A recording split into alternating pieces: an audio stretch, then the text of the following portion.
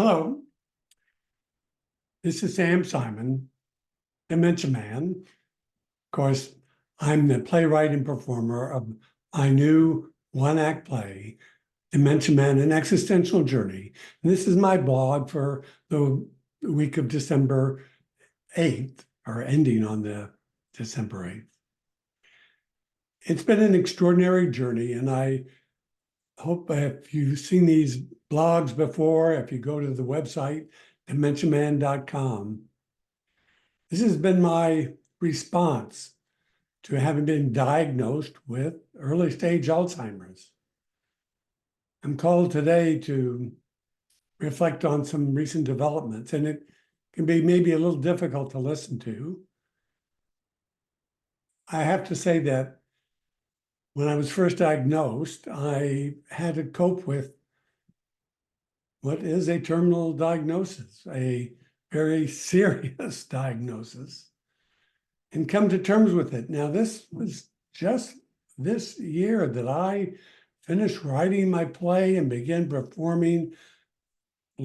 This January, almost exactly a year ago, I was at the conference of the Association of Performing Arts Professionals, APAP, and did a showcase of my yet-to-be-written play.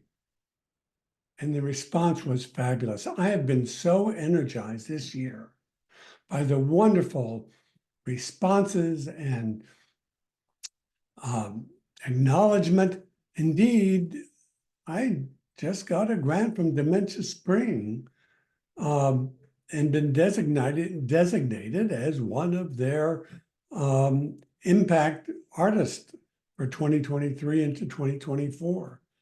There was a generous grant, which we're hoping to match, and great affirmation. In the last 3 weeks or so, I've had a pretty stark reminder, and I reflect on how I can get so wrapped up in the excitement and energy of something new and positive and forget the reality of what I'm talking about. I know it intellectually, but I really forgot about it, I think, about what it means. Alzheimer's is a terminal diagnosis. It's a disease of the mind. I'm going to be having effects on myself. I will be getting worse. And I can write a play and say that because I'm now on stage and performing, and I get a standing ovation every time. I think I forgot. But there was a harsh reminder this past 3 weeks. And I'm going to share some of it.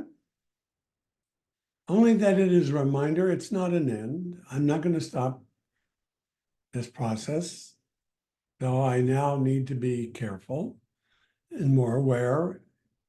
Indeed, within the play, and if you check it out, you'll see I've made some accommodations already. I carry my script with me. I have someone in the audience or someone with me, often Susan, my wife, Marcia Abramovich, who is my stage manager often, and also my cognitive navigator, as Susan does, to make sure everything goes all right.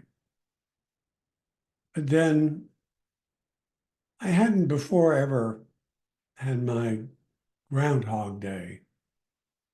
Just a few weeks ago, I showed up for an appointment I made with the doctor to check out my left hip. It was bothering me. You know, one of these things, if you sit in Zooms all day, every time you get up, your left hip hurts you and you can barely stand. So I showed up for it. And they said, "What? You were here 3 weeks ago. Are you sure?" I said, "No, I wasn't. I didn't remember it. I don't have any memory." And they have to turn on their screen and take me to the place. And I look at it in the exact same words. My left hip hurts. They even gave me a shot for it. So it's a beginning of something new. And it's taken 4 or 5 years for there to be a real big noticeable change. And noticing changes in some other parts, sleep patterns and levels of anxiety. Some of them are actually already in the play. I think I'm going to add some of these new events as part of a brief update at the end of each performance. I hope you stay with me. I hope you help bring this play to everyone who needs to see it, because I think my ability still to be a voice for what really happens in this existential journey, and still believe that I can have a meaningful life, that life with this disease is worth living, even if I occasionally forget I've been to the doctor before for the exact same problem. Hope to see you at a performance sometime soon. Please check us out at DementiaMan.com.